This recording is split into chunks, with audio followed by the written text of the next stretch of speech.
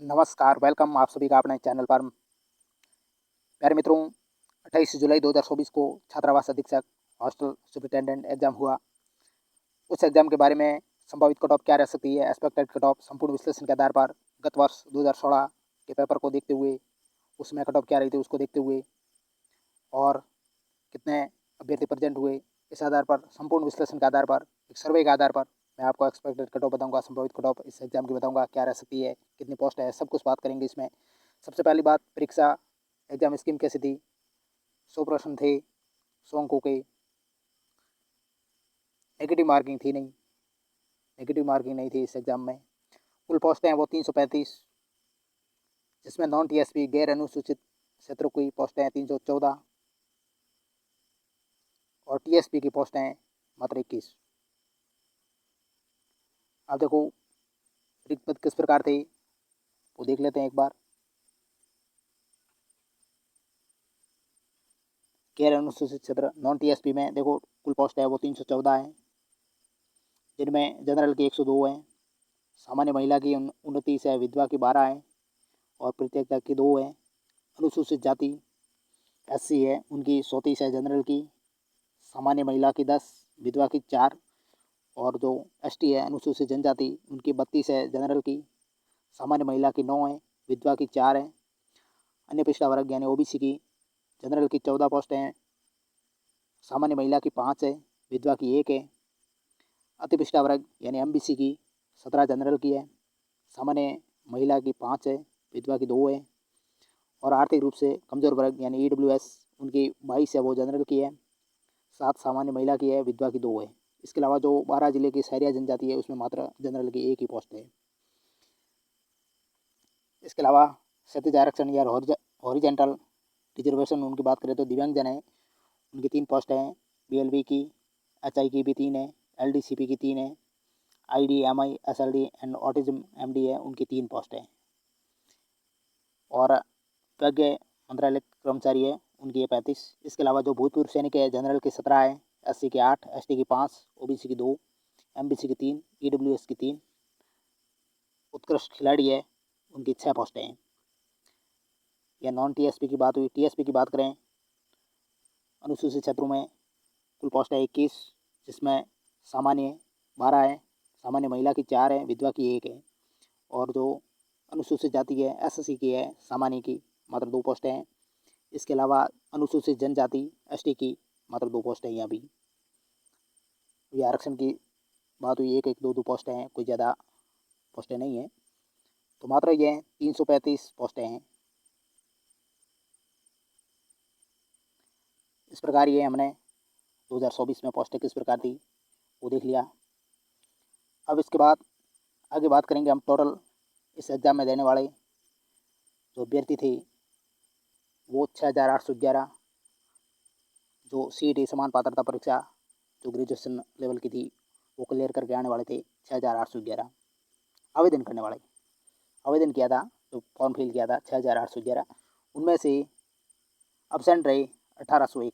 Absent रहने की संख्या है, अनुपस्थित रहने की संख्या 1801 और जो प्रेजेंट रहे उपस्थित रहे 5010, यानी कि परसेंटेज की बात करें तो 73-74% के आसपास, 73.5%, 73.55% की उपस्थिति है इस एग्जाम की, जो 28 जुलाई को कल हुआ छात्रावास अधीक्षक। ये देख लो, हॉस्टल सुपरिटेंडेंट ग्रेड सेकंड 2024। इसमें देखो डिस्ट्रिक्ट वाइज जो सेंटर थे, केंद्र थे, बीकानेर, जयपुर, उदयपुर में। इसमें 6811 कैपेसिटी थी, कुल सीटें थी। इनमें 1788 बीकानेर में, 4122 जयपुर में, 901 उदयपुर में। इसके लिए जो प्रजेंट थे वो 5010, अपने को ये देखना है। अब्सेंट है, अनुपस्थित है 1801, टोटल है 6811, प्रजेंट जो परसेंट है वो है 73.55। अब देखो मुकाबला अपने जो फाइट हो रही है, मुकाबला हो रहा है वो एक सीट के लिए 14 या 15 अभ्यर्थी है, यानी कि 5010 में 335 का भाग देते हैं तो 14-15 अभ्यर्थी निकल कर आते हैं। पेपर के लेवल की बात करें तो इस बार ये पेपर है ज़्यादा हार्ड नहीं था, सामान्य भी था, यानी कम से कम मान लो कि 80-85% तो क्वेश्चन है वो राइट कर ही लेते हैं। मानो नॉर्मल जो पढ़कर कम पढ़ कर जाते हैं ना, वो भी 50-60 सवाल कर ले, ऐसा पेपर था। मतलब नॉर्मल ही था, ज़्यादा हार्ड तो बिल्कुल ही नहीं था। 2016 का जो पेपर था उससे ये पेपर बहुत ईजी था। 2016 का पेपर काफ़ी लेवल का था। अब देख लीजिए छात्रावास अधीक्षक परीक्षा 2016, उसकी तुलना कर लेते हैं। उस समय कुल पोस्टें थी वो 300 थी। इस बार 35 ज़्यादा है, 335 है। उस बार मात्र 300 थी। प्रोविजनल जो कट ऑफ थी, अस्थायी कट ऑफ, वो किस प्रकार थी उस समय, ये देख लेते हैं पहले। उस समय भी यही था, 100 क्वेश्चन थे, 100 ही अंक थे, नो नेगेटिव मार्किंग। तो जनरल की उस समय 43-44 के आसपास रही थी, 43-44 नंबर। यह अस्थायी सूची थी, प्रोविजनल सूची 2 गुना लिस्ट थी। और एससी की 36 रही थी, एसटी की 35 रही थी, ओबीसी की 43, यानी कि जनरल के बराबर ही रही थी ओबीसी की भी। शहरिया की रही थी 11 मात्र। जो हॉरिजेंटल रिजर्वेशन है उसमें देख लो आप, बीएलबी की 40 रही थी, एचआई की 36 रही थी, एलडीसीपी की 40 रही थी, जनरल ओबीसी जो डिवीजन उसकी 40, एससी एसटी में 35।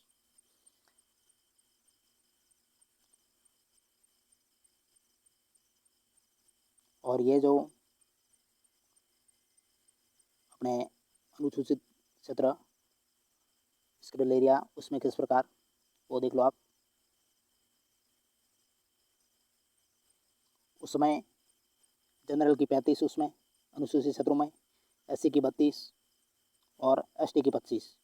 ये मात्र मैं बता रहा हूँ, उससे और इसकी कोई तुलना नहीं है। लेकिन आपको जानने की जिज्ञासा होगी कि 2016 में किस प्रकार था, वो तो देखना ज़रूरी है, तो देख लेते हैं। बाकी इस पेपर में और उस पेपर में काफ़ी फर्क है। अब चलिए देख लेते हैं इस बार संभावित कट ऑफ क्या रह सकती है। देखिए, संपूर्ण विश्लेषण किया है, उसके आधार पर मैं ये एक्सपेक्टेड कट ऑफ बताऊँगा। इससे हाई जाने की संभावना मात्र कम है, लेकिन इससे ये हो सकता है, ये सिद्ध होगा कि इनके अंदर ही रहेगी, कम जा सकती है, ज़्यादा नहीं जाएगी। मैंने हाई से हाई ये बताई है, क्योंकि एक सर्वे था, उस सर्वे में कम से कम 90 से 100 के बीच 40% के आसपास कैंडिडेटों ने अपने अंक साझा किए हैं। हो सकता है वो अपने हिसाब से जो पेपर मिलान करने के बाद या नहीं किया, फिर भी एग्ज़ाम का प्रेशर अलग ही होता है। एग्ज़ाम में मानो कि मैं बात करूँ पेपर की, पेपर लेवल की पहले बात कर देता हूँ। पेपर में जो पेपर हुआ, उस पेपर में 100 में से कम से कम 50 सवाल तो बहुत ईजी थे, वो तो प्रत्येक कर सकता है। बात केवल और केवल पीछे बचे उन 50 सवालों की, जिनमें से इंग्लिश के थोड़े हार्ड हो सकते हैं, ज़्यादा हार्ड नहीं थे।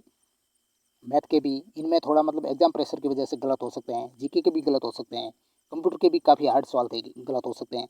तो मैं एवरेज मानकर चलता हूँ कि कम से कम कितना भी टैलेंटेड क्यों ना हो कोई अभ्यर्थी, कभी भी कट ऑफ 100 में से 100 नहीं जाती है, कभी भी नहीं गई है और ना ही जाएगी कभी, ध्यान रखना।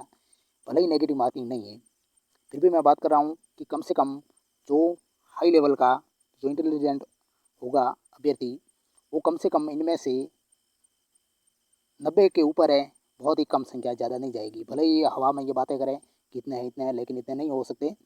एवरेज कट ऑफ निकल कर आएगी, वो कम से कम 85 क्वेश्चन ऐसे हैं जो प्रत्येक बच्चा, जो इंटेलिजेंट, इन 5000 में से 85 क्वेश्चन हर एक बच्चा सही कर सकता है, जनरल की बात करूँ तो उस आधार पर देखिए, नॉन टीएसपी की पहले मैं बात कर रहा हूँ, जिसमें जनरल की 86 से 90, गैर अनुसूचित क्षेत्रों में जनरल है उसकी 86 से 90, यानी कि 1-2 नंबर ऊपर हो सकती है, 93-92, लेकिन संभावना बहुत कम है। 90 से नीचे जो जरूर आएगी, ये ध्यान रखना जनरल की, क्योंकि 100 में से 100 कट ऑफ कभी नहीं जाएगी। 90 से 95 भले ही कोई बताए, लेकिन 90-92 हो सकती है, लेकिन 95 तक नहीं जाएगी, ये ध्यान रखना। पोस्ट 335 है, लेकिन उस हिसाब से मानो कई जनों ने एग्जाम ही नहीं दिया, और एग्जाम प्रेशर की वजह से उनके एवरेज नंबर इतने ही बढ़ेंगे। तो जनरल की 86 से 90, EWS आर्थिक रूप से पिछड़े वर्ग है 80 से 84। आप इनमें से प्लस या माइनस केवल 1 या 2 नंबर आप कर सकते हो, ज़्यादा नहीं करें। 1 या 2 नंबर आप आगे पीछे हो सकते हैं इनमें से। EWS की 80 से 84। ओबीसी है, ओबीसी की 83 से 87। ये मैंने एरिया रखा है 4 नंबरों का, मार्जिन है 4 नंबरों का, तो इन 4 नंबरों के बीच ही रहेगी। 83 से 87 ओबीसी, प्लस माइनस कराए तो 1 2 ज़्यादा नहीं।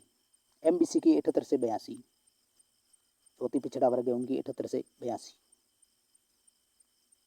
एससी 75 से 80 के बीच रहेगी। मैं ये मेल फीमेल की बात करूँ तो 1 2 3 नंबर फीमेल कम हो सकती है, मेल थोड़ी ज़्यादा रहेगी, लेकिन ज़्यादा अंदर नहीं रहेगा।